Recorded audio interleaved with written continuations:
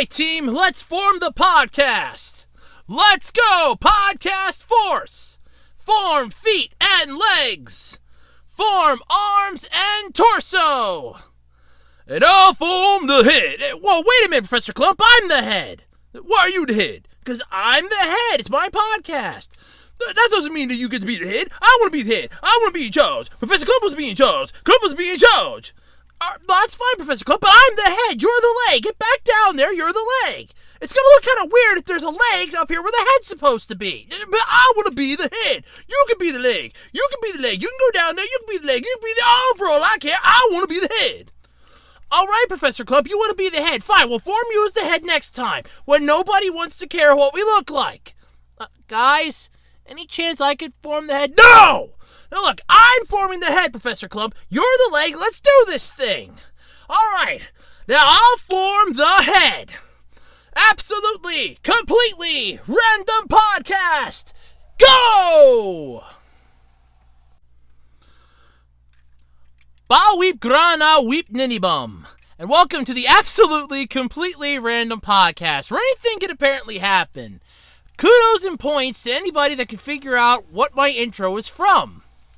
No, seriously, I mean, if anybody can figure that out, that'd be really cool. That means that I have some really hip fans.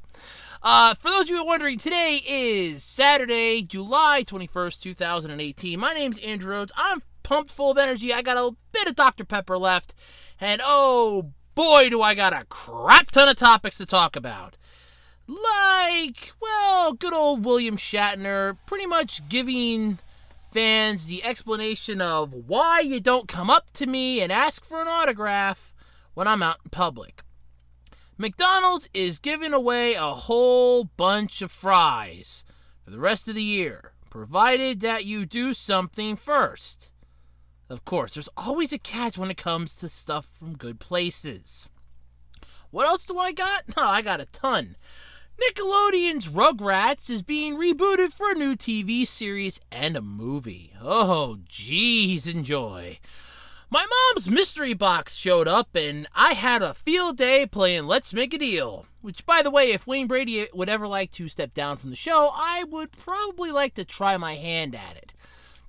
Just saying, I could do it. Maybe. Attack on Titan Season 3 is going to be hitting Toonami on my birthday. Of course it is. Some sad news for fans of Cursed Blood. The manga writer Hiroshi Kageyama has passed away. This is actually sad because apparently he did something that I did not know about. And I only found out reading the article. I will explain that. And Cartoon Network will be debuting their Megaman Fully Charged animated show on August 5th. And I talked about this, I think it was last week or the week before. So this is sort of big news here that this got dropped. It's coming much faster than anybody predicted it would. But besides that, you know the song and dance by now. I'm sure you do. If you're in the mood for weirdities, oddities, collectibles, weird stuff, what have you, junk galore that you'd like to have as part of your own, feel free to swing by my eBay page. I mean, I got a wide variety of everything, and a lot of stuff is going up. That's ARHOADS-2012 on eBay. You can also follow me on Twitter at OtakuRhodes, and you can also follow me on the official Web Designer 18 Facebook page, only on Facebook. I mean, come on, where else would a Facebook page be? MySpace? Okay, so how did my week go? Let's start off like we do every week. How's my week? Let's bring you all up to speed. After last Saturday, we watched a movie that a friend of mine asked me to pick up for. And because she's had a string of bad luck lately with DVDs, she kindly asked if I could watch it for her before, I gave it to her. Not a problem. We needed another movie for last weekend anyway, and it sucked. I mean, it worked, so she's happy, but it sucked. I mean, my God, did it ever suck? This thing had me scratching my head. My grandfather, I think, is still trying to figure this out yet. And my mom's just looking at me like, how did she find this entertaining? The movie was called Flawless. Not exactly a fan of it. honestly, I give it like 2 stars at best. It's going to get 1 star for each of the 2 main characters because they literally are the only reason why people are probably watching this, and it's Michael Caine and Demi Moore. That's it. There's your 2 stars right there. The plot is Demi Moore's character plays, I think she's like a manageress at a diamond facility in London. I don't know what the exact what the exact title of her character was. But she works at a London diamond exchange, the largest one. It's set in the 60s. And after she's told by the janitor that her ass is pretty much getting fired because it's the 60s, they don't want her there.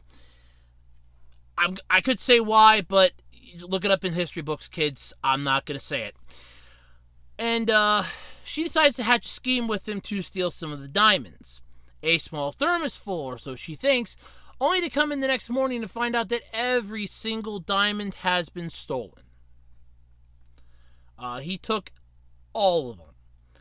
And she goes through, tries to figure out how he did it without blowing her cover, staying 1 step ahead of the cops, finding the diamonds in the end, and apparently, it's big spoiler by the way for those of you that haven't seen it, she's recanting this entire tale to a news reporter who wants to talk to her about empowering women.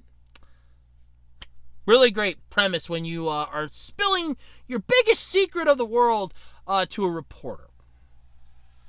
So that was last Sunday. Most of the week went pretty well. Minus a little bit of the heat coming back, but then it went away, so that was kind of nice. Today's actually been one of the cooler days. I would tell you what the temperature is in my room, but I knocked off my thermometer. I don't see it, so I'll have to reach down for it, and I'm not really in the mood to do that.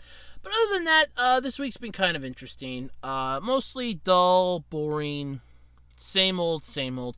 Although, and I do want to say that, it at this point, for those of you that haven't checked out the discussion section of my channel, I did post something there this morning.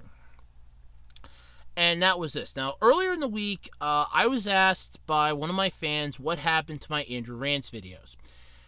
They haven't really gone away. The thing was, in order to do an Andrew Rants video, I need to have anger. I need to have something that pisses me off and bothers me. And honestly, for the last couple of weeks, I have not had anything that's really truly pissed me off, other than my tablet. But that's because my tablet is used, it's a refurbished one, so it's going to have some issues down the road. It's not brand spanking new, and it is going to give me some problems from time to time. It's going to wear out. Everything does. So other than that, I haven't really had any major issues or anything that's really truly pissed me off. So I can't really do a rant video if I don't have any material for it.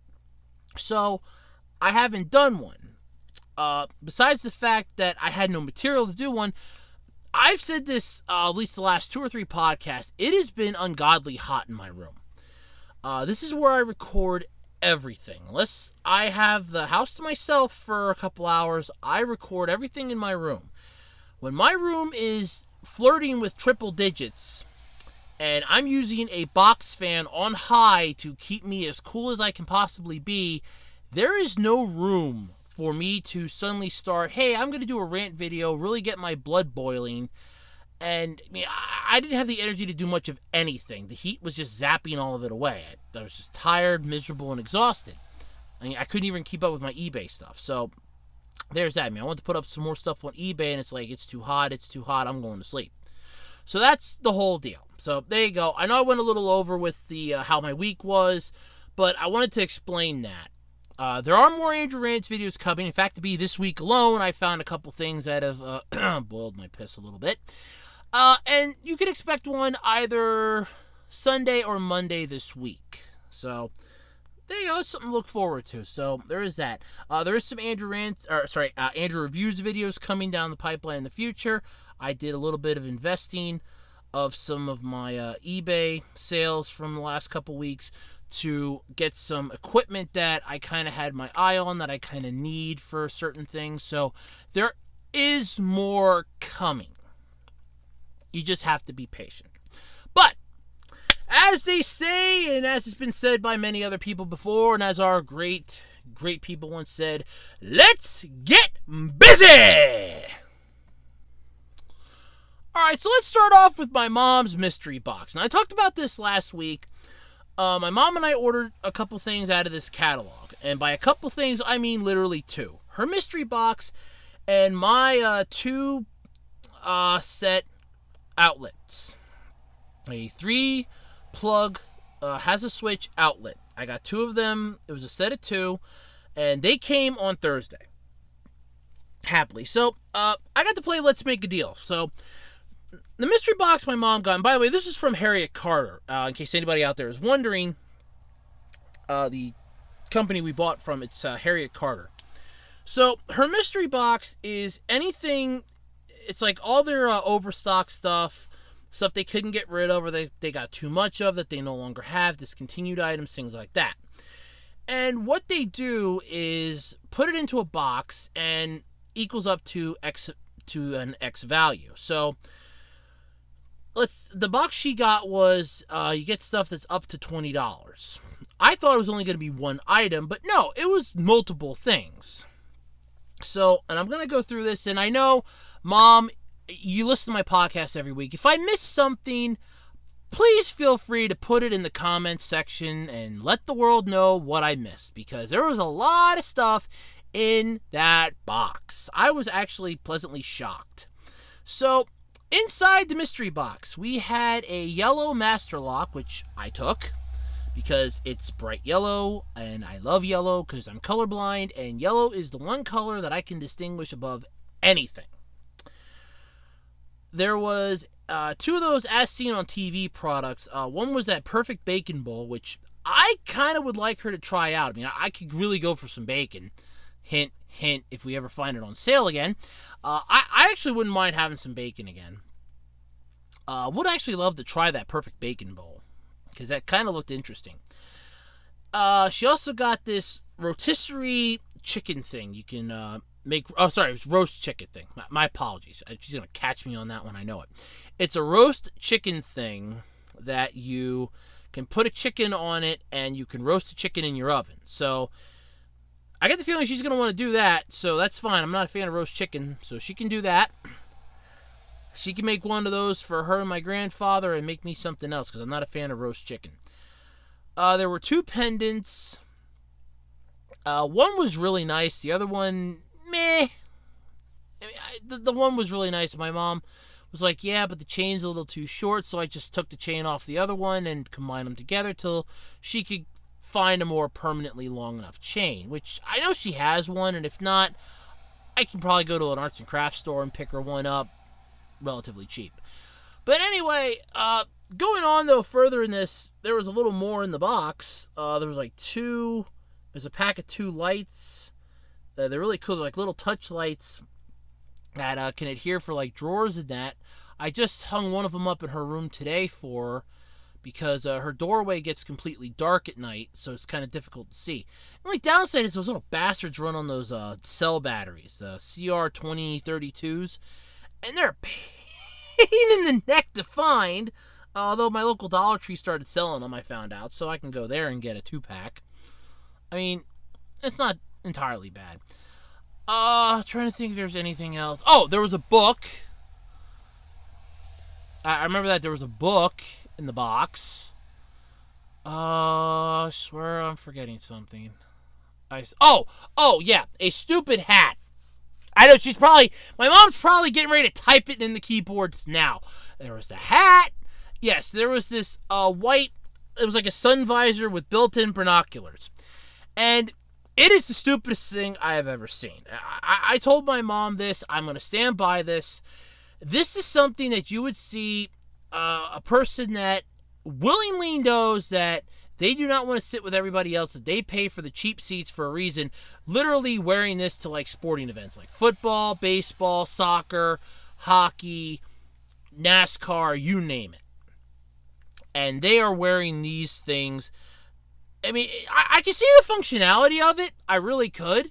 It is a sun visor. It will keep, the sun out of, your eyes. But at the same time, it's magnifying. And it is just horrifyingly powerful. And my mom's going to scream at me on this one. I know she is. I could see her roots on the top of her head. When I had that on and I'm standing over her, I could see the roots of her hair. Like, where the hair meets the scalp, I could see that clear as day. And I'm not talking about spots that, like maybe a little thinner than others. I mean like a fully thick spot. I could see where the roots were. I could see where it was connecting to the scalp. That's how powerful this little thing is. I have no use for it because if you wear glasses, you are SOL with this thing. Because it is not glasses friendly. So I'm out, my mom's out, my grandfather's out. So I got a friend that loves to do a lot of outdoor stuff. She's getting on in years. Her vision isn't that great. Her mom's isn't either. Both of them can probably get some joy out of this, more so than I will. So I'm going to give it to them because I don't see any use for it for me. But I'm pretty sure I named everything in the mystery box. And I was just playing the whole let's make a deal thing with her the whole time. It's like, are you sure there's nothing I can do to convince you to not take the mystery box? Are you sure you want the mystery box? It could be a zonk. It could be anything. And she's like, no, I want the box. Open the box, Andrew. So I did, and that's everything that was in it. Though I do like the master lock because it's got like 3 or 4 keys, I think, to it. I always wanted a decent one. This one's heavy duty. I like it. I like it a lot. I mean, I own a couple like small yellow locks that are really cool, but this one is beefy. It's big. I like it.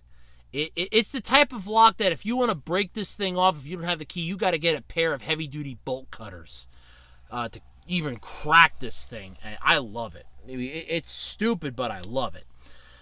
So, yep, that was the whole mystery box. I'm actually kind of tempted to try that again because there's some interesting things in there that we got. I was a little pleasantly surprised.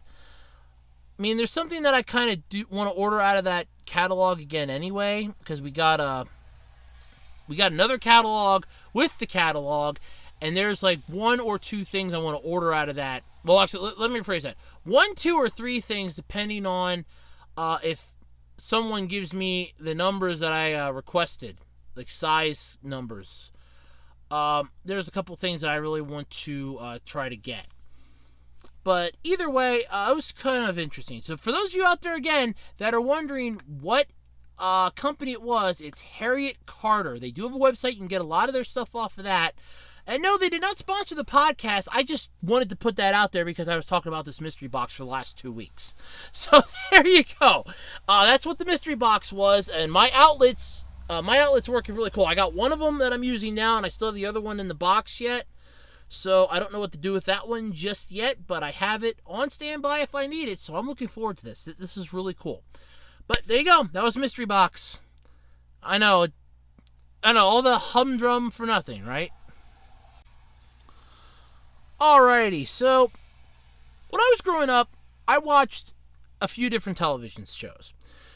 And mostly a few different networks. I watched Cartoon Network. I watched Disney after... Well, let me first say, I watched Disney when we got it for the free weekends. And then after it became a permanent channel, I watched it then. I watched Fox Kids like it was going out of style because I was a fan of Power Rangers, Digimon. I watched the WB because they were the only ones that had Pokemon on. And I watched Nickelodeon. And Nickelodeon had some interesting shows when I was growing up. There was Doug, there was Ah Real Monsters, Hey Arnold, The Angry Beavers, some really decent shows.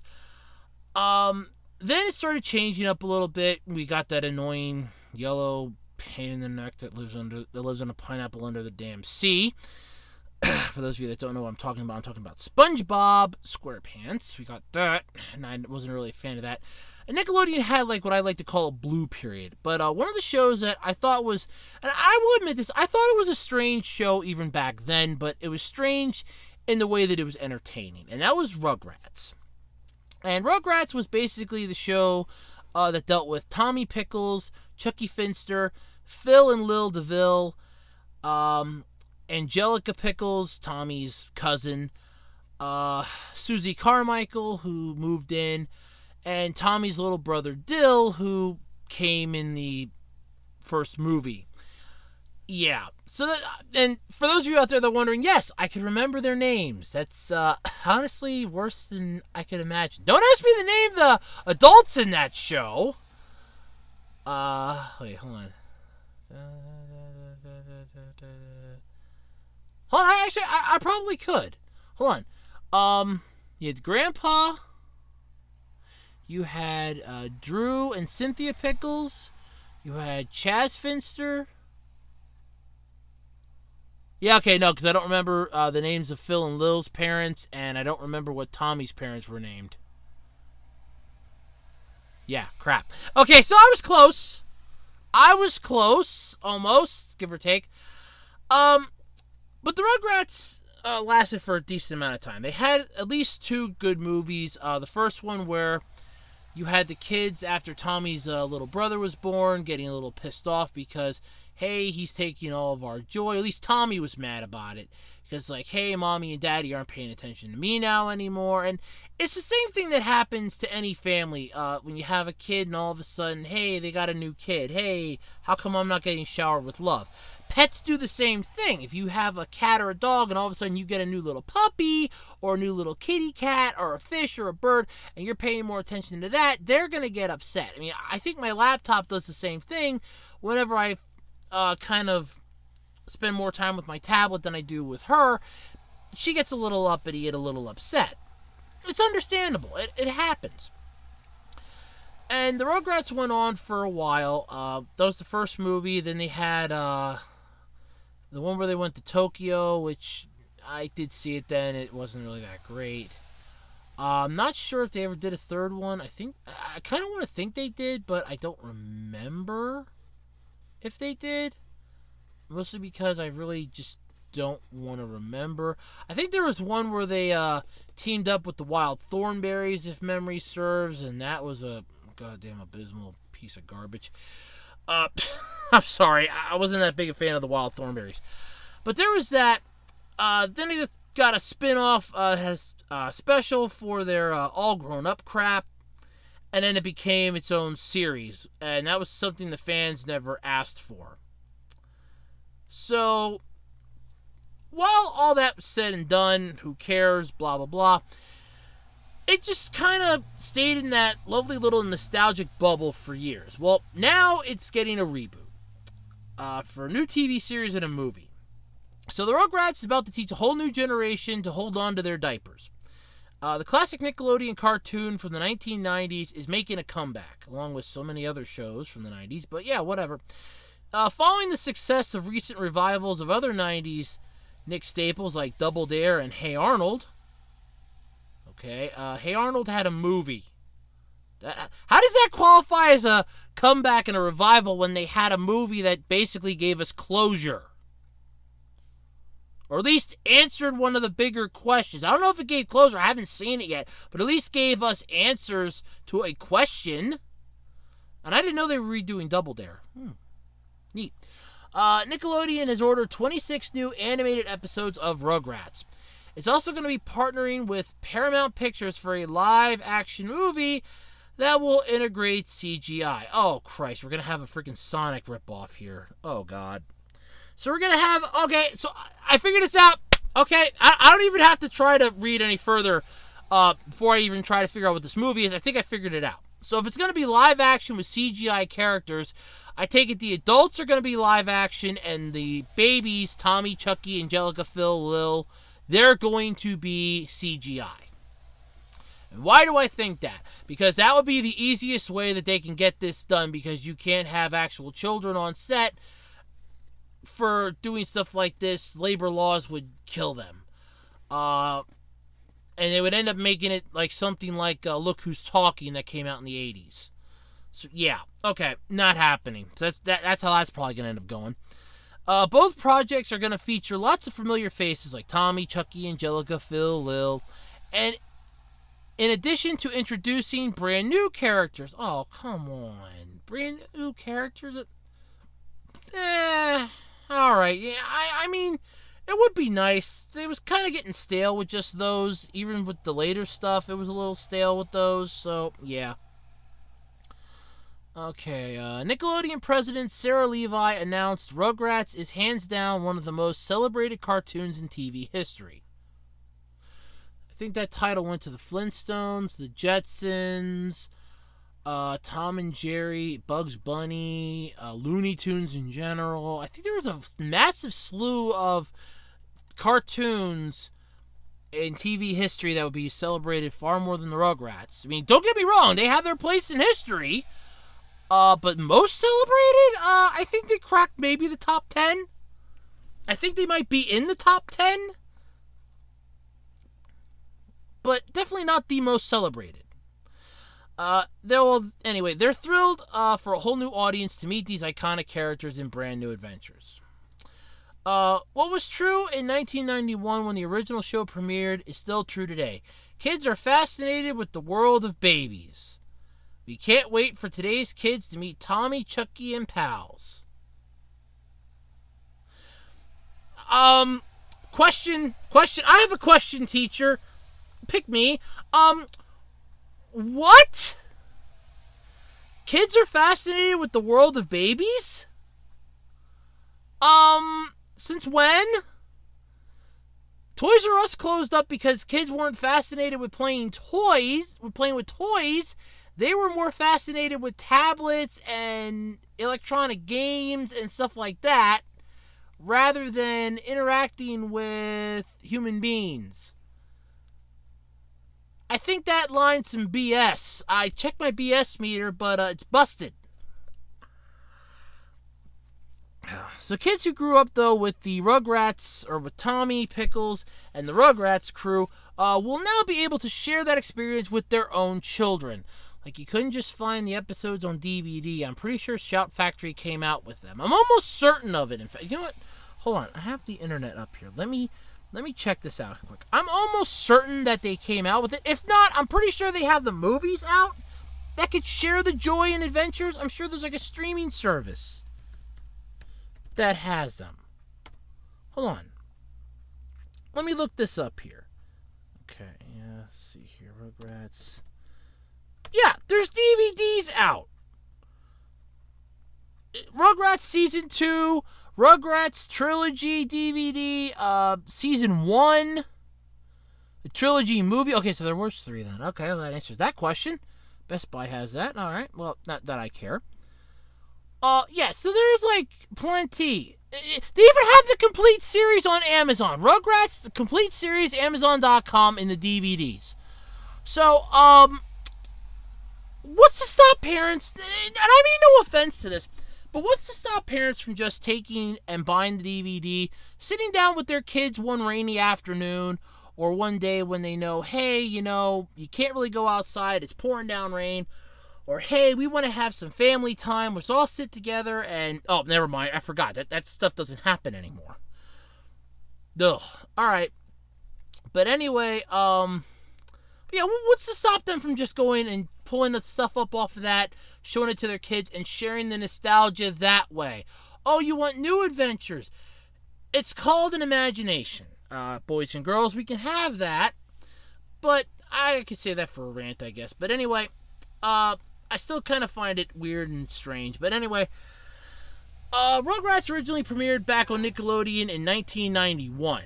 It had 3 feature film spin-offs and a tween-centric animated series called All Grown Up, which was idiotic, which ran from 2003 to 2008. Oh, Christ, it ran for 5 years. Oh, God. Well, I remember watching a few episodes of that. Then again, at the same time, I also remember watching Pelswick and My Cousin Skeeter and what other interesting shows? Oh, Mr. Meaty. Oh, what else did they have? Oh, man, I remember Mr. Meaty. Oh, that was a good show. Oh, I'd take a reboot of that any day. Oh, that was a good show. Pelswick was a good show, too. Hold on a second here. What other shows? I'm just going on this quick. I mean, like, what other shows did Nickelodeon have back when Rugrats came out here? Let's all share this for a moment here.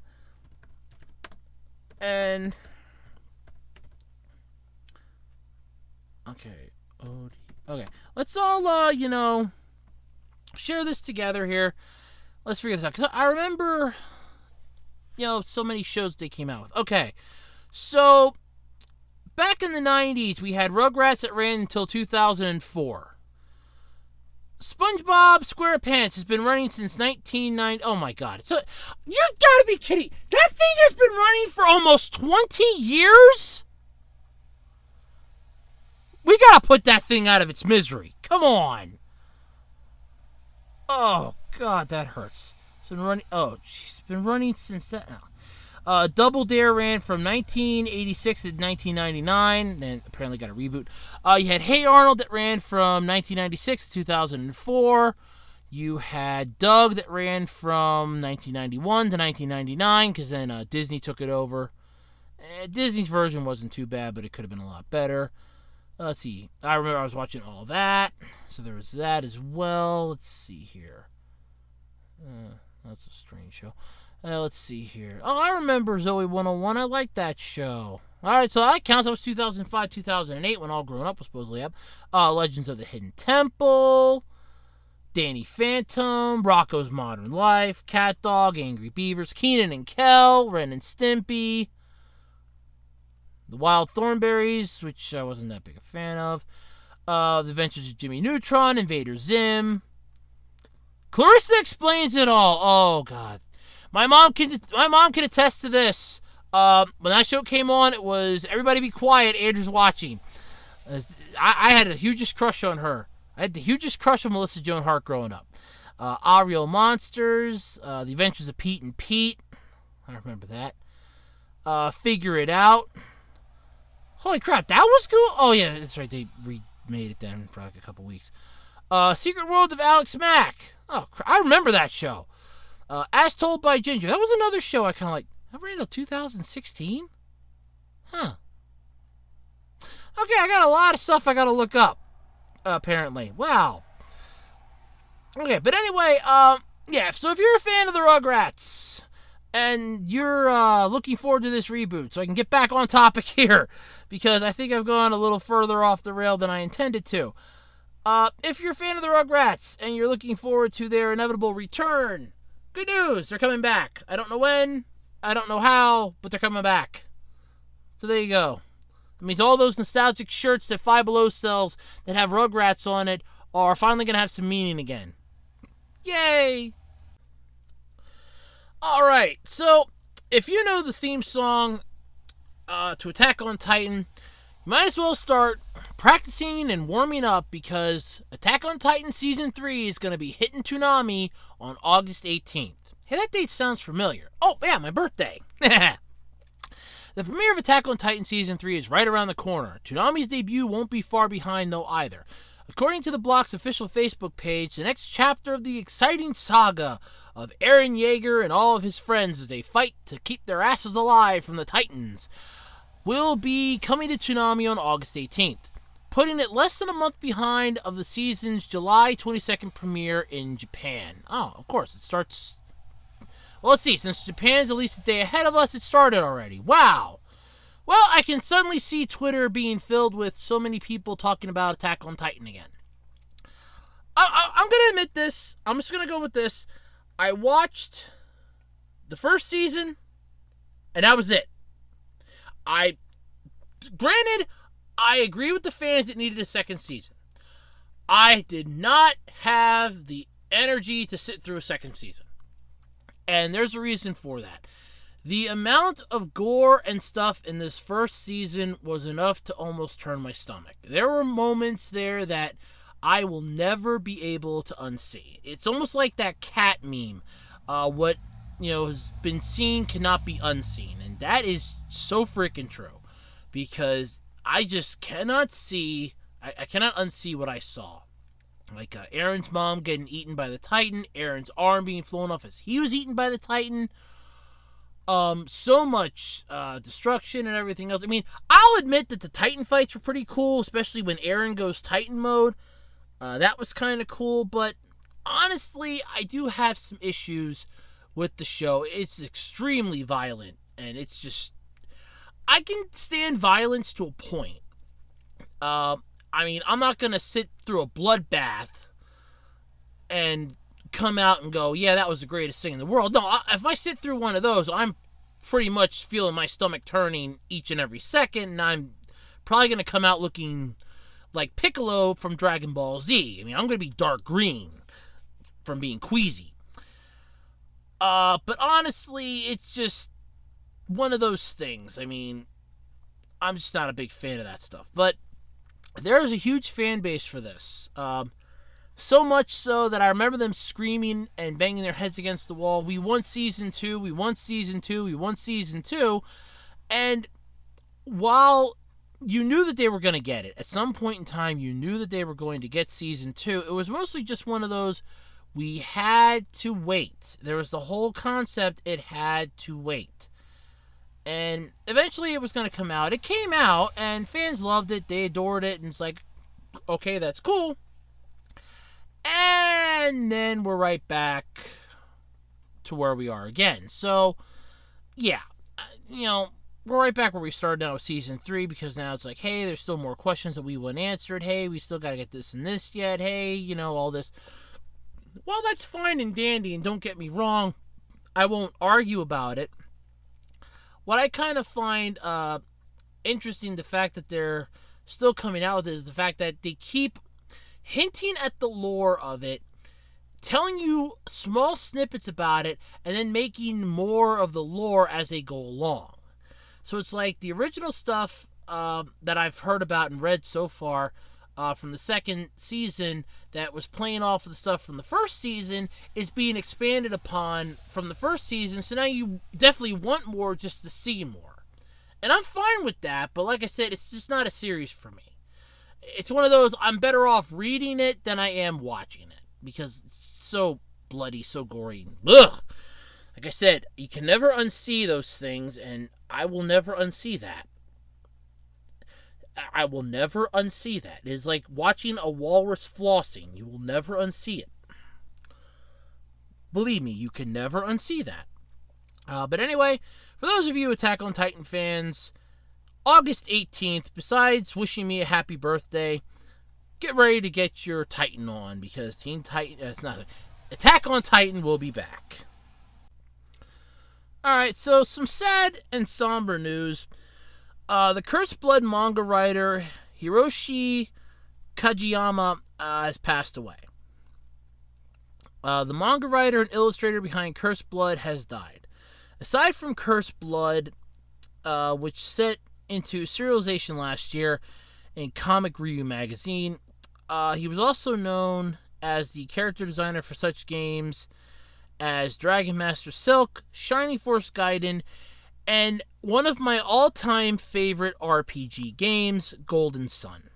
And this hits home for me just a little harder than it probably would for anybody else, because when I was growing up, my entire foray into video games were those handheld Tiger Electronic games. You could get like for $2 a pop at stores, and my grandfather and I were finding them at flea markets and yard sales for like a quarter a pop. And I was playing the crap out of those, and when I finally got my hands on a game system, it was a Game Boy Advance, the first one, not the SP at the time. It was the first one, because though the SP didn't exist yet. Golden Sun was the third game I ever owned. The very first game I owned was Legacy of Goku, which, yes, it was abysmal. I can never argue with the fans. When the sequel is so much better than the original by leaps and bounds, it's like, yep, you know that the original sucked. The second game I had was a Metabots game. It was like Metabee something or other. It was really good. I liked it. I had to restart it from scratch because I lost all my meta parts. And then I found out, oh, there's a way to not lose all your meta parts. If you lose the thing, try again by shutting off your system and turning it back on, because then it doesn't register you the loss, and you can try again. It's like, okay, because of the random number generators in the thing, like you could get a low attack point all of a sudden no matter what you did. And yes, I know it's called rage quitting, but I didn't actually rage quit because I did that to keep the meta parts from being lost, because you can't re-get Metabee's parts. Once you lose Metabee's parts, that's it. They're gone for good. And if you lost many of these parts, you were screwed. That's why I kind of like, no, I'll just restart it. I just did like a soft restart, and that was it. But Golden Sun was the third game that I ever owned, and it is one of my most favorite game series of all time. I did have the complete trilogy. However, because of financial reasons and problems, I had to sell them. I still have the guide, to the best of my knowledge, I don't remember selling that, for Dark Dawn, which was the Nintendo DS iteration into the 4A. And that was one of my favorites. I mean, 3D animation. It was still turn-based, and that's fine. For a game like this, turn-based worked. Although, I would have liked the ability to have them move a little better than they did, or at least give a little more creativity to how they were designed for the battle phase, but beggars can't be choosers. Each game was good. You had the original Golden Sun, you had Golden Sun The Lost Age, which I know I still have the book for that, because that had one of the drawings that I traced. That first thing on the one page, I traced that because that was a really cool picture. I wanted to try to have that as my own, and that was long before I had a camera that I could just take the picture of it, because it was really cool. Plus, I wanted to kind of color my own version of it. But there was that. But Golden Sun for me will always be one of my favorite, not only franchises that I wish they would have been able to continue, but Camelot's pretty much gone belly up at this point. Or at least it's gone, to the best of my knowledge. And Golden Sun is always something that's great for me. So, having the character designer go like that is just sad for me, because I liked Golden Sun. And it's even difficult now to find the games, even secondhand on like eBay and that, for the Game Boy Advance. They are commanding huge prices. Not to mention the fact that because they're an old cartridge game, you're running the risk of the internal batteries no longer holding the charge. And while, yes, you can replace those, it's not that difficult, because it's like one screw on the back, it's the tri-head screw. Unfortunately, you run the risk of screwing it up. There is an entire video on YouTube I've seen to do that. I actually thought about doing that myself, buying like lots of old, Game Boy Advance lots, and fixing up the batteries and reselling them or keeping them. That's what I thought about doing. And I'm watching this video, and the person that did the video, I don't know if they screwed something up or if the cartridge was bad that they were working on, but all of a sudden the game just like caught fire. And I'm like, oh, okay, no. That's where I officially just drew the line. But it's sad, though, for me. Now, like I said, it could have just been something on their end. It could have been something got on the cartridge. It could have been like a small spark, a small electrical little malfunction from their Game Boy Advance that they had. I don't know. Either way, it was enough to scare the crap out of me. But it's just sad that the character designer is gone. He also contributed designs to the currently airing Seven Senses of the Reunion anime series. So that's really sad. His death was announced by his family on his Twitter account. However, the cause of his death has yet to be revealed, and it probably won't be.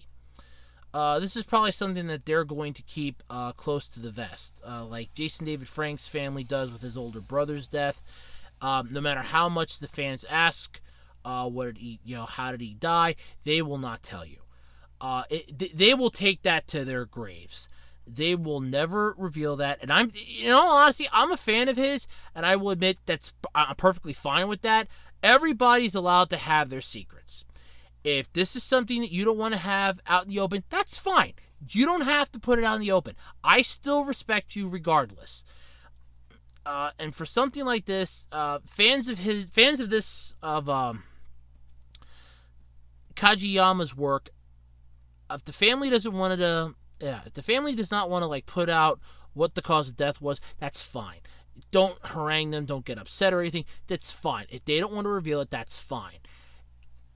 It's their prerogative. All you need to know is the man's gone. It's a sad moment, and don't start going there and going, oh, we're going to up and demand to know. No, just let it go. If they want to tell you what it is, they'll tell you. Like I said, I doubt they're probably going to. and I'm fine with that.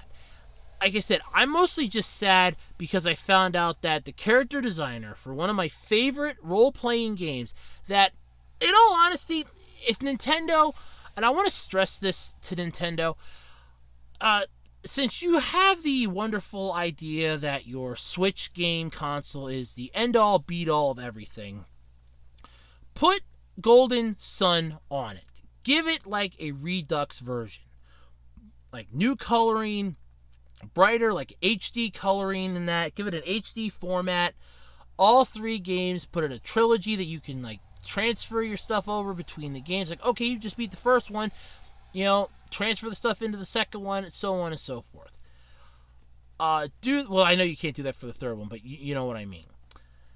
Do that. At least give this people around here a chance to do that before somebody just ROMs the thing and just makes it so horribly sad. I mean, I know you would probably have to track down somebody from Camelot, see if you can find whoever owns the rights to it now, but there's an idea, Nintendo. At least get on that.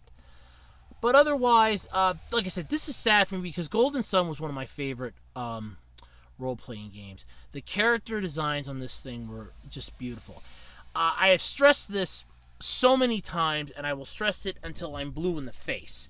And now it's kind of sad because no matter how much I stress it, now it's probably never going to happen.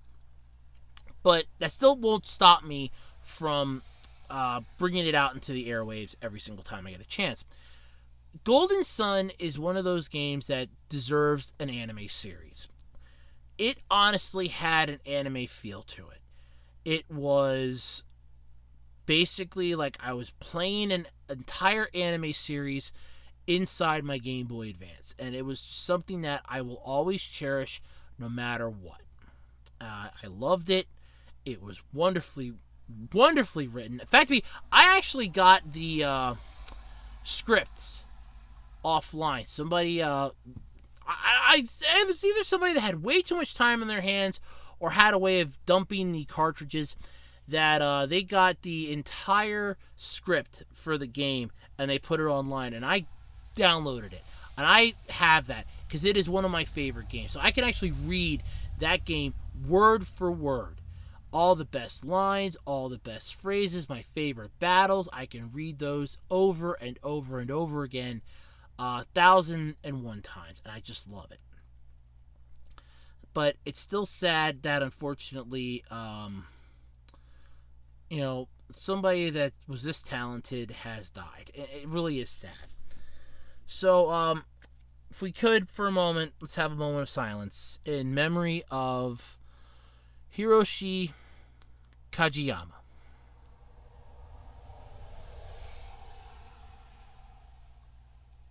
May you rest in peace.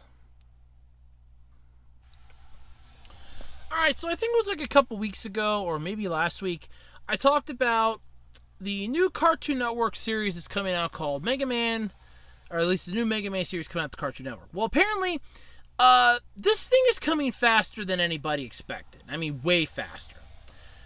And it is set to premiere on August 5th. And that is huge. Big time.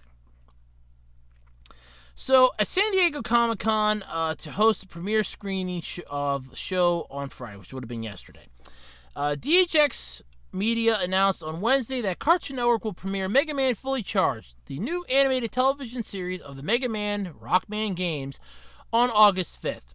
The series will air on Sundays. The Cartoon Network app and various video-on-demand services will also make 10 episodes available beginning on August 3rd. The show will debut in Canada on DHX Television's Family Channel this fall. Capcom producer Kazuhiro Tsuchiya, my apologies if I mispronounced that, the Band of Action Group's members, and DHX Studios' Logan McPherson will present the premiere of the show at the Comic-Con International San Diego Convention on Friday from 6 p.m. to 7 p.m. So that would have been yesterday, so that's already happened. Detsu Entertainment USA revealed in April of 2017 that the series would premiere on Cartoon Network in 2018 or later. The series is aimed at children 5 to 11 years old. Oh, so they're finally nailing their demographic. It's about damn time. As well as their parents who grew up loving the video games. Son of a bitch. The show will introduce Megaman's alter ego, Acolyte, a normal, upbeat schoolboy robot. When activated, his skin reforms. Oh, God. In a flurry of computer code and visual pyrotechnics into a suit of impenetrable nanocore armor, including the iconic Mega Buster, arm cannon, and helmet. Oh, God.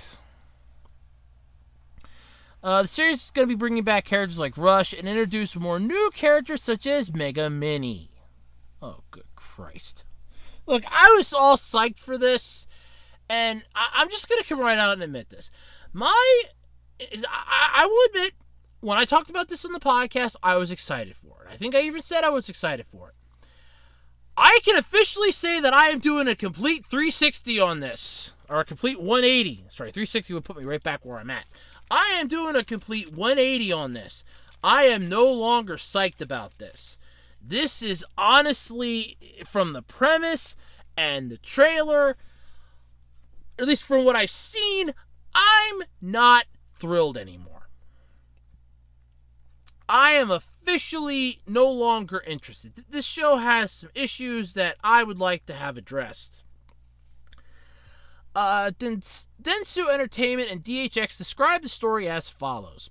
The new animated Megaman series focuses on a normal, upbeat schoolboy robot who discovers that deep within his programming lies secret protocols that can transform him into the powerful Megaman. And as the world's first robotic superhero, Megaman must fight the threats of Silicon City, oh god, while trying to preserve his secret identity and maintain a regular robot boy life. So in other words, it's like Astro Boy meets Power Rangers, and at the same time is interjecting some Kamen Rider with some Superhuman Samurai Cyber Squad, and just a smidgen, mind you, of, hold on, it's on the tip of my tongue, Ultraman. There we go. Alright. That's cool. Now like I said, I was all for it. And I will admit that. I was all for it. I thought, hey, this would be really cool. I like Mega Man. Mega Man getting a reboot. Hey, it's a good thing. The last Mega Man thing that we had was Star Force. And then we had some of the games in that reboot, that stupid Kickstarter for Mighty No. 9 from the creators of the original. I will admit, I was psyched for it. When I saw the character design on that article, I'm like, you know what? This is really cool. I'm really digging this. And then when you read the plot synopsis and you read the summary of what this entire series is going to be, so much for the I'm loving this now. This is now going into, okay, so we're ripping off 6 other shows to make one of our own shows now. And you're aiming this, for starters, I want to stress this. They are finally aiming this at the right demographic for once. The 5 to 11-year-olds. That's where they're finally aiming this thing. But don't aim this towards the parents who grew up loving the video games, because they're not gonna like it. They're gonna look at this and they're gonna cringe. And I mean that. They're not gonna be interested. They're gonna look at this and go, that's not what I grew up with. And in all honesty, you're going to have that regardless, but don't aim this at the parents. If you want to aim this at the children that are 5 to 11 years old, that's fine. Then if they ask their parents if you ever heard of this and the parents introduce them to the original, fine. That's the natural order of things. If the kids don't ask and they're fine with the way it is, they can look it up later on in life themselves, if they really care. Don't aim this at them and aim it at the parents at the same time, thinking you're going to nail 2 birds with 1 stone. So, Dentsu Entertainment USA and Man of Action Entertainment, creators of Ben 10 and Generator Rex. Two good shows, although the former is now gone the way of Teen Titans Go, and it saddens me, are developing the 26-episode series. Man of Action is creating and writing the series, as well as serving as the executive producer. Oh, jeez. DHX Media has agreed to develop, co-produce, distribute, and jointly manage licensing for the new series. Well, while you're at it, why don't you fix the kitchen sink, too? I mean, you're pretty much doing everything but, making sure all the pipes are attached for the money faucet to flow. Dentsu Entertainment USA and DHX are closely managing all global rights. DHX is handling distribution and licensing in the United States in collaboration with Dentsu Entertainment USA. Dentsu Incorporated, parent company of Dentsu Entertainment USA, is managing distribution and licensing in Asia, and DHX is managing distribution and licensing in all other territories. So, in other words, who cares? Honest to God, I want to stress this at this point. You're managing the licensing rights for something that people will pull up on their own. You could live in Japan and you can pull this up on YouTube, or you can pull this up on any of the sites. I guarantee you they have a way of making their computer think that they are sitting in the US and they're able to pull up a US-based show on Cartoon Network's site. This is not rocket science at this point anymore, ladies and gentlemen. It is officially real. And this is what I like to call strange and oddities. But sure, why not? We'll go with it. I mean, it's weird, it's strange, but sure, what the hell. Like I said, though, I was all for this before, but after finding out about it, getting a little more information about it, my entire view has done a full 180. I'm no longer interested. I'm sort of like that guy that's trying to get a good deal on like a whole bunch of stuff, and then all of a sudden you kind of just insult them, and yep, that's it, I'm done. It's like that's it, and that's how I'm at. That's where I'm at. I'm not interested anymore.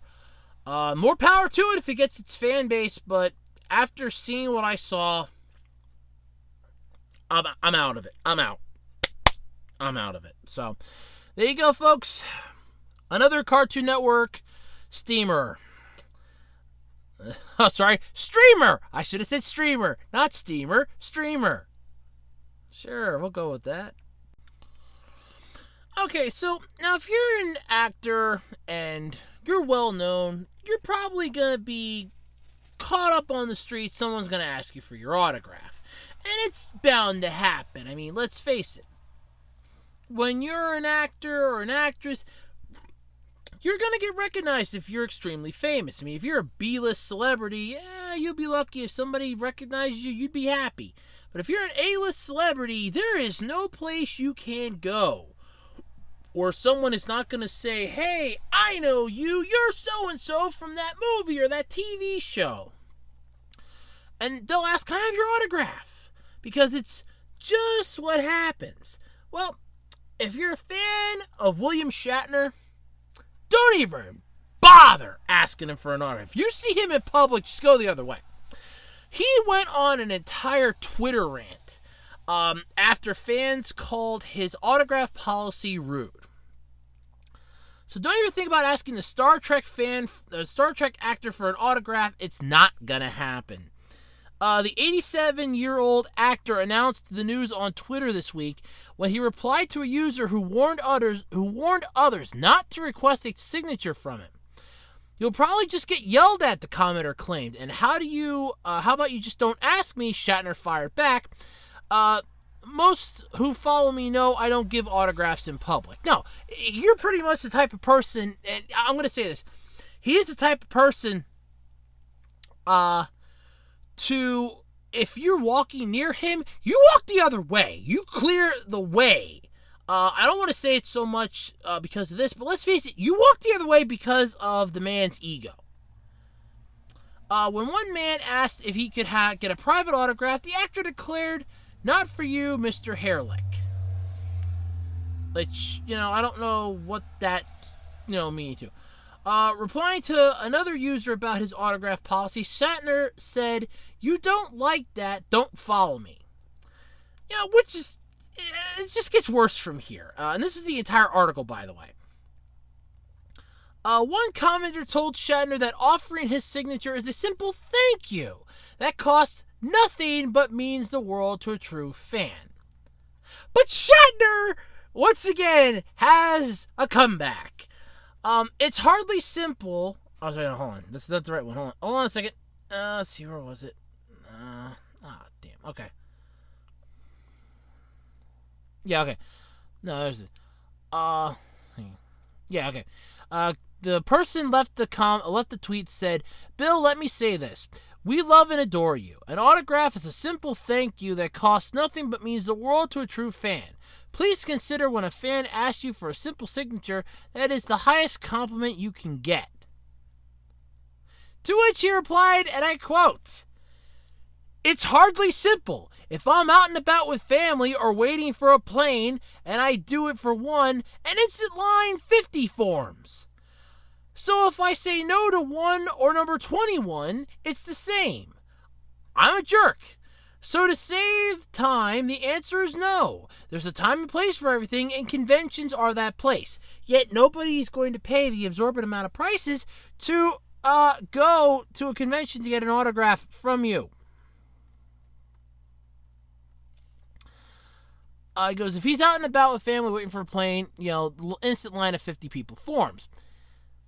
Another person asked about possibly, getting a business card that says, I wanted to get your autograph and all I got was, this lousy card. To which he responds with, "No, 0, 0, 0.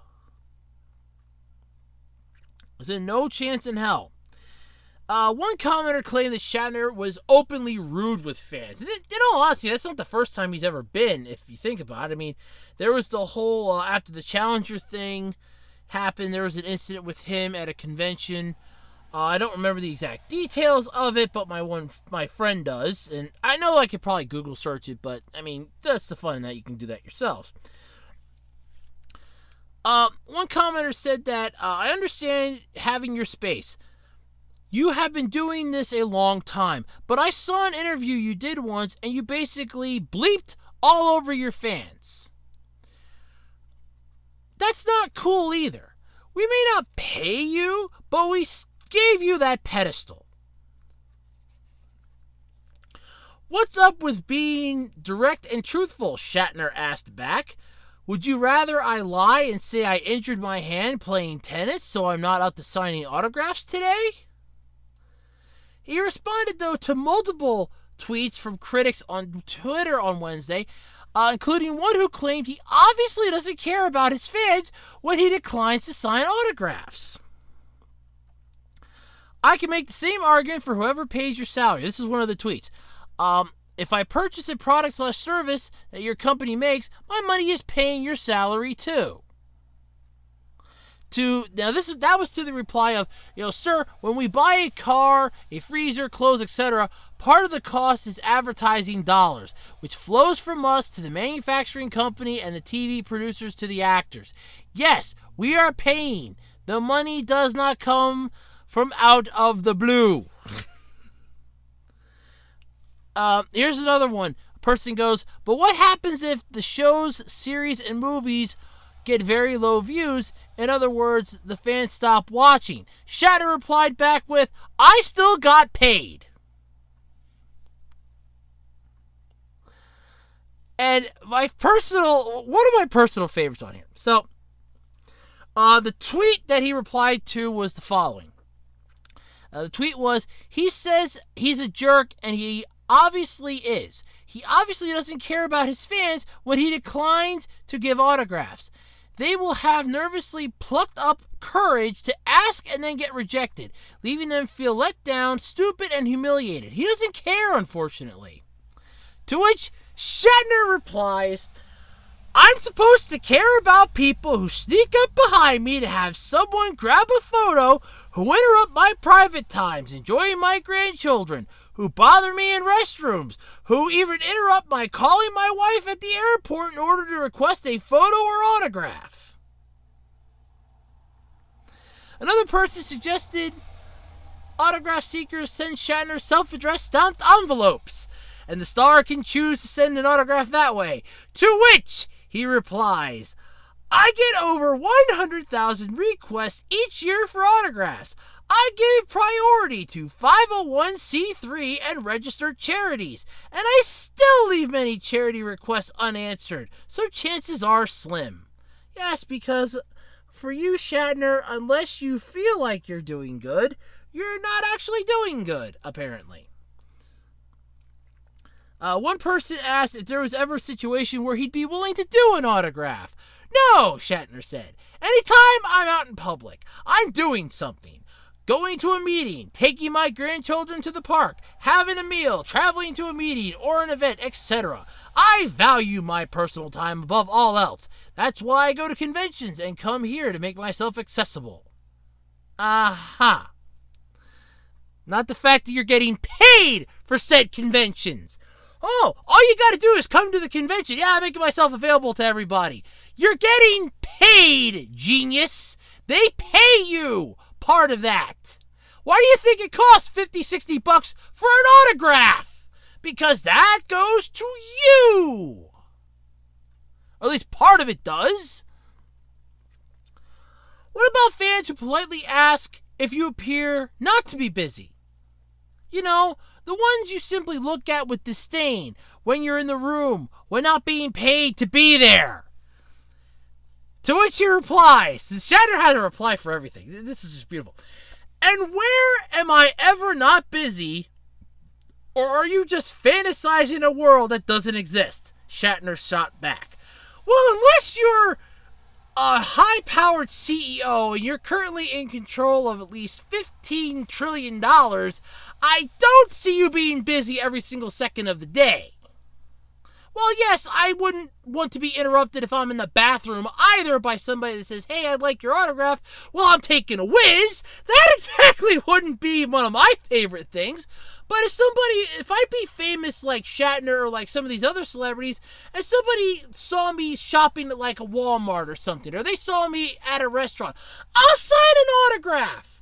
What the hell? Don't make a habit out of it. But if you see me, it's like, hey, you don't make a big deal about it. You just go, hey, like you're nice and quiet about it. You go, hey, I know you. Hey, you're that guy, aren't you? Can I have your autograph? If I be a celebrity like him, I'd go, yeah, sure. Here you go. And just like, yeah, have a nice day. Just completely brush it off. But the fact that Shatner here just loves the fact that his fans get irate because he doesn't want to give out autographs if you see him in public. Like I said, if you ever see him in public, his ego is at least 50 miles ahead of him. And I don't mean to be disrespectful to the man, but let's face it. His biggest claim to fame is playing Kirk on Star Trek. And every season of Star Trek after the original was better, with the exception of Deep Space Nine. Deep Space Nine sucked. Next Generation was better. Voyager was better. Enterprise, even as bad as Scott Bakula was as the captain, was better than the original. And yet, that is your claim to fame. I could not tell you anything you did before that. I know you were the host of a show called Rescue 911, because I watched that when I was growing up, and I know that you did those Priceline commercials, but as far as anything else you've done, I haven't got a clue. So, here we go. There was more to this. Another Twitter user said, no, but you should sign an autograph photo time to time. It goes with the job. Your life in private should remain such for you and all other people. To which Shatner replies, I sign autographs constantly for charities and other organizations. I'm just not going to take autograph or photo requests in public because one leads to 50, which leads to hundreds, which I don't have time for. But yet you just claimed earlier on that, and I quote, I leave a majority of charities unanswered. to go, Shatner! One fan, however, asserted that the actors got every right to decline autographs and people need to let you be. So there's at least one person on Shatner's side. I'm not saying it's a bad thing. Yes, you can decline them if you want. That's, your prerogative. But from my standpoint, you're a celebrity. And you're a celebrity that's well known. If somebody sees you... Now, in all honesty, you were a celebrity and a huge one back in the frickin' 60s. When did the original Star Trek come out? That was like the 60s, I think. You were a big celebrity then. Like I said, nowadays, you're sort of like that B-list celebrity that's still clinging to your A-list celebrity fame so much that your ego is filling the room before you even get there. And if somebody who's in their, they're like 10 or 12 years old, and they want your autograph, and you tell them, no, I'm not going to give you an autograph. I'm in public. Get lost. Well, congratulations, Shatner. You basically just told a 10-year-old or a 12-year-old that, first off, I would be impressed that they actually know who you are. Because, hey, I was popular back when your parents, possibly your parents' parents, were watching me. And you know who I am? Hey, that's great. Here's an autograph. No! But anyway, the person going to Shatner's defense says that they've been reading these tweets about the lack of autographs almost daily. It's so annoying. You have every right to decline autographs and people need to leave you be. You're a gift to us. Live long and prosper. So then Shatner replies back with, almost daily? Hear that, slackers? You're a disappointment. You got a lot. That's the pot calling the kettle black on that one. Shatner later took time to reply to other users, including one person who said fans may not be able to afford convention tickets. Which is true.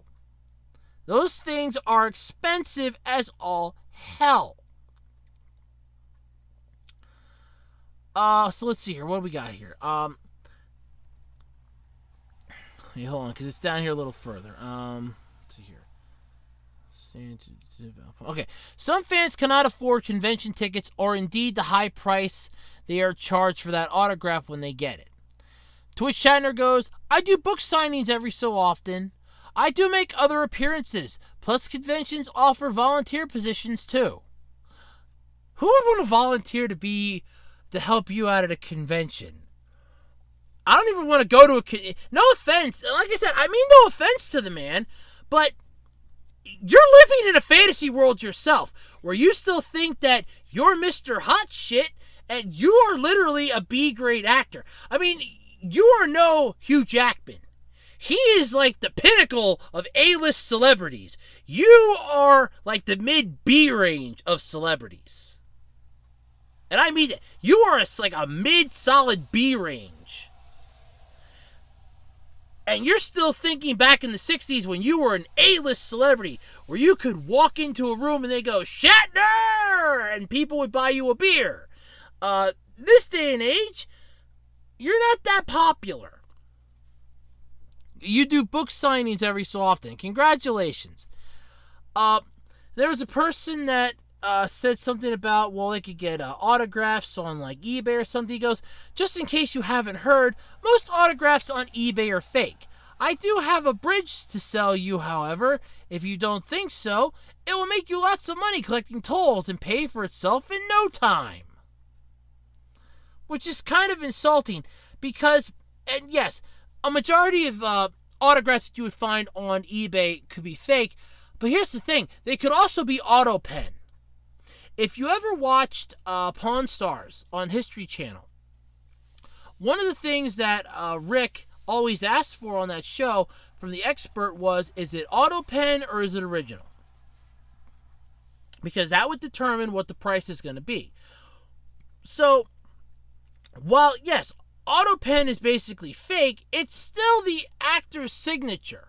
Like the actor or actress's signature, it's just mass-produced.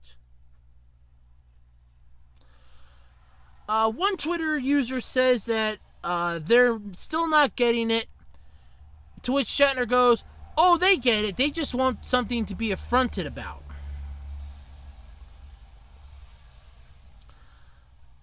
Let's see here.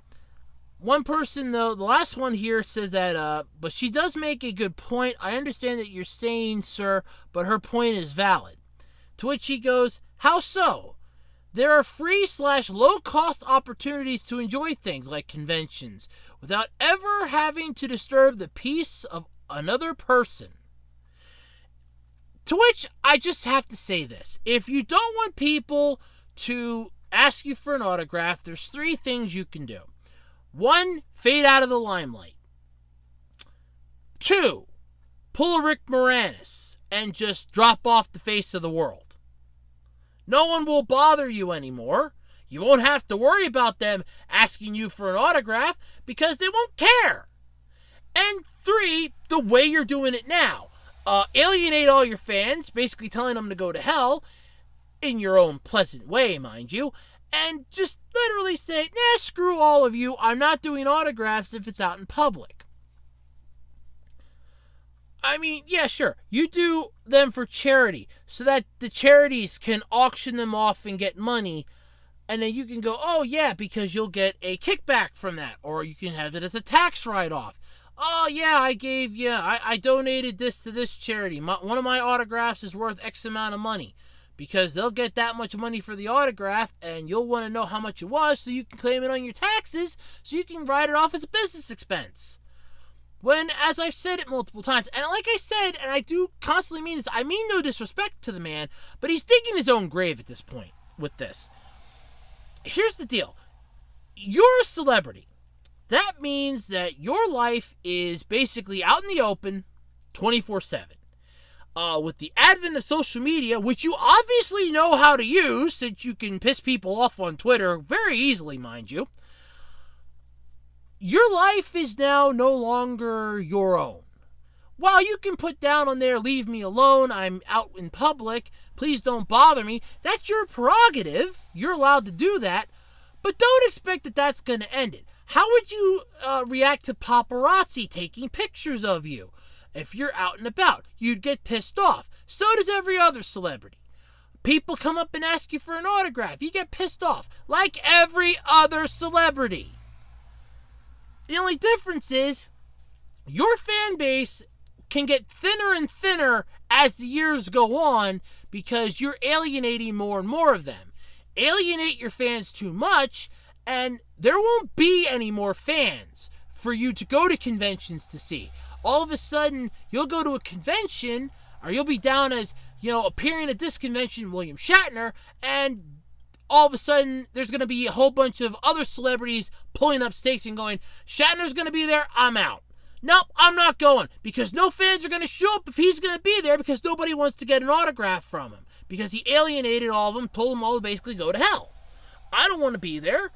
And that's what can happen if you're not careful. Now, like I said, if I'd be a celebrity of, that type, like a B-grade celebrity at this point, and somebody would come up to me, so long as they don't make a big deal about it, like, they don't scream from half a block away, oh my God, I know who you are, and start running after me with like 60 people behind them, if they come up and they're nice and quiet and go, hey, aren't you that guy from that TV show or that movie? And if I'd be a celebrity of that caliber, I'd go, yeah. Go, hey, can I trouble you for an autograph? I'd be like, sure, because they're doing it the right way. They're not, coming up to you and going, oh my God, and they're not making a scene. They're being nice and quiet about it. They could just be asking you for directions, which also, for this begs my question, because then you're basically saying to anybody not to come up and bother you as you're out in public, period, regardless if they're asking for an autograph or not. So you could have somebody that could be in an airport, you could be calling your wife, and they could honestly be asking you what gate, where is this gate at? You'll basically think that, oh great, here's another person asking me for an autograph, and tell them off, and all they want to know is where the gate is. They could give a rat's ass who you are. While it's fine to have an autograph policy, You have to pick and choose your battles with this, Shatner, and there's a time and a place for everything, and if you're not careful about how you do it, you're liable to not only alienate your fans, you won't have any fans left to enjoy. So keep that in mind. But honestly, I was getting a kick out of this when I was reading it, because he just keeps digging his own grave the more he tries not to, and it's hilarious. Alrighty, do you like McDonald's French fries? Do you like getting fries for the rest of the year? Well, if you do, McDonald's is giving away French fries for the rest of the year. However, you got to spend $1 on its app. So, what does this got to do with anything? Well, as much as you'd like to think of it as Hello Fry Fridays, it's not exactly that, at least according to CNN. No, it's not the official name of the promotion, but it would fit, since McDonald's will be giving away free fries every Friday for the rest of the year. So you only get one day a week where you're getting free fries for starters. But there is a catch. You have to spend at least $1 through its mobile app. And you can only get one free order of fries on the day. So that means downloading the app, registering the app, spending $1. So it's not even technically free fries if you think about it. You have to spend $1 to get the fries. So you're technically buying the fries. So then why not just spend the $2, get yourself the large fry, and be done with it? The key word, though, here is app. McDonald's has started to focus a lot of attention on the app in the effort to revitalize declining sales and appeal to younger crowds. I will safely say this. Now, a few weeks ago, let me phrase that. A while ago, I shouldn't say a few weeks ago, a while ago, my mom and I stopped by our local McDonald's, or one of our local McDonald's, and got my grandfather a quarter pounder with cheese. My mom went in and ordered it, and she kind of messed it up. She wanted, no offense to you, Mom, but she wanted to get it without the pickle, and she was still getting used to this new system because this is the first time we'd ever saw it. We don't eat out that much. And the new system is a kiosk sort of thing where you select on the touch screen what you want, you factor it all in, then you say if you want to pay at the register or pay via your credit or debit card. And yeah, it's fun, it's entertaining. I tried it today because we got him another sandwich today, and I figured it out relatively quickly. It's like, oh, ding, ding, ding, ding, ding, ding. And I'm just like blowing through it. The only spot I was a little troublesome was I had to look and see where the pickle was on the thing to get it taken off. And it was really easy to get it taken off. You just keep hitting the minus sign until it says none. It's only like 2 steps, so it really wasn't too bad. But if you want to improve declining sales, start serving certain food items in the morning besides breakfast. I guarantee you will be having more money than you can count. Put chicken nuggets, French fries, and 1 or 2 of your sandwiches on your breakfast menu. I guarantee you, better yet, just put the Big Mac and the quarter pounder, and you even throw a cheeseburger on there. Those 5 items, French fries, the chicken nuggets, the quarter pounder with cheese, the Big Mac, and a regular cheeseburger. You know, screw the cheeseburger. Just the Big Mac, quarter pounder, chicken nuggets, and fries. Throw those on your breakfast menu. You will be appealing to the people that work third shift.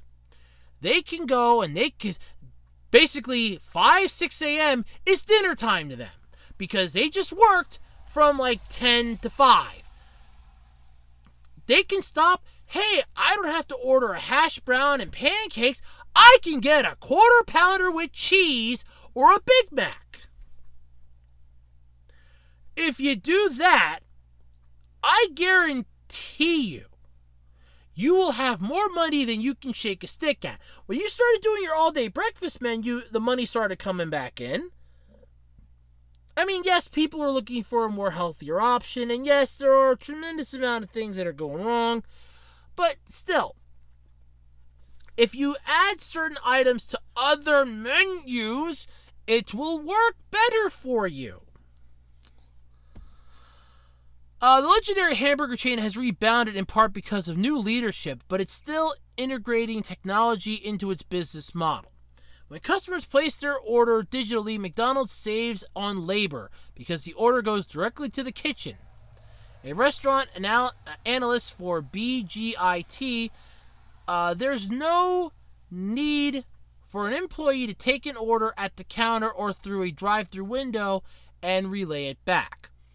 Yes, I will admit that there was a humongous screw-up, dare I say fuck up, with the whole ordering process at a McDonald's. I can vouch that there have been screw-ups more times than I care to count, especially with me. So, there's so much more. So, app-wise, Starbucks, one of its main competitors, has, in addition to its app, almost 15 million participants in its loyalty program. That's something McDonald's should look into. Like, hey, you bought 5 Big Macs from us in the last month, or you bought 20 Big Macs in the last year. You've got your card punched, or this and that. Hey, you're here almost every day buying a coffee. Here's, a coffee card. Here's a free coffee because you got 10 coffees. Or, hey, you're in here every day for lunch and you bought healthy items. Here's, like a free $5 off coupon off your next menu item.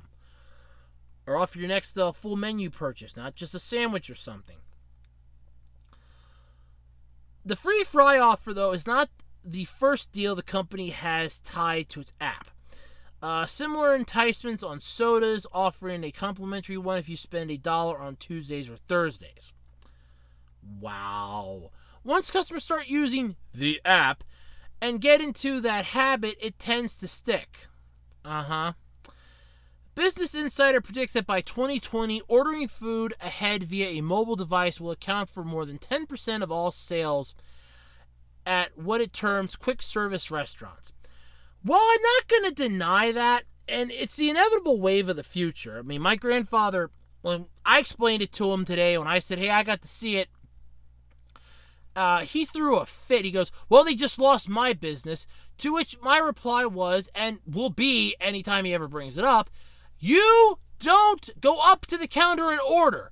The last few years that we have ever gone to a McDonald's with you, it's always my mom or I, whoever goes with them, goes up to the counter and orders, and you go and find a seat. The last time I can remember you yourself going to a McDonald's and ordering at the counter yourself was the Saturday before you went into the hospital last year.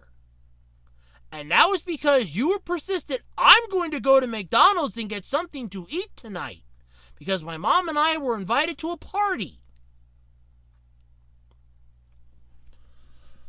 I mean, it's the wave of the future. It's the inevitable thing that's going to happen. Fast food restaurants are going to start eliminating the positions because they're not going to be able to afford to pay employees that, and no offense to this, you have the human factor. Human factor is that they will screw up. Humans by nature can screw up simple things. Nobody in the world is perfect. Though in an industry where speed and precision is necessary, yes, having a machine or an app or a computer take over your position is not exactly a bad thing because, hey, we need this to be perfect. We need the customers to be happy. We need the stuff to be out of here quickly. While speed when it comes to food can be hazardous, if you know what I mean, and it should really be easy to see, there are things that it does help. And I told my mom this. It's a good idea. I like the way it's going with their little kiosks in there. But as I said, it does need some improvement yet. I'm not going to argue that it's a bad thing. I'm just saying it does need improvement. That there is some stuff that they can still improve on with it, but it's a good start. While yes, this does mean that you'll have less employees, you still need people to cook the food. Until you can get that part machined and computerized, you still need people that can cook the food. Because machines can easily screw that up too. Machines and humans will always have this delicate balance. One will always need the other, and especially with the food industry, it's a definite give and take. But anyway, This deal, though, for the free fries, which aren't actually free if you have to spend $1, by the way, because then that's not free, started last Friday, and in celebration of National French Fry Day, the promotion is running every Friday through December 30th. So if you like free fries, well, I'm sorry, let me rephrase it. It's still not free if you have to spend $1. That's not free. But if you like fries and you like the McDonald's app, well then, pair the two together, and on Fridays, go and get yourself some McDonald's French fries. You can only get one a day, but hey, it might be worth it. You never know. Alrighty, folks, that's going to pretty much do it this week for the Absolutely Completely Random Podcast. I'd like to thank everybody out there for listening and everything else. And don't forget, as always, if you have any topics that you'd like me to talk about, feel free to drop them off, either in my discussion section here on my YouTube channel. Drop me a line via email to the podcast email, acrpodcast@gmail.com. Shoot them to me on my Twitter page, @OtakuRoads. Drop them off on my Facebook page via the Facebook wall on the Web Designer 18 Facebook page. And, well, yeah, that's pretty much it. I mean, you can't send them via carrier pigeon. And don't forget, in September, the 2-year anniversary of the podcast is coming up. And I'm looking forward to answering any questions that anybody wants to ask me, so long as they're not political or religious. Those are the two subjects I will not touch. You have until August 18th to submit your questions, so don't forget, time is running out. I mean, you got about maybe 4 weeks to go. That's it. I mean, it's pretty short. It's coming up fast. 4 weeks to go. I will have that video fixed up. Hopefully it will be very special and very entertaining. But anyway, you have till August 18th to submit your questions. And above all else, I'd like to thank you, because this podcast wouldn't be anything without viewers like you. So until next time, I'm Andrew Rhodes. This has been the Absolutely Completely Random Podcast. Thank you all so much for being here, and have a nice week. And I'll see you all next week. Bye-bye, everybody.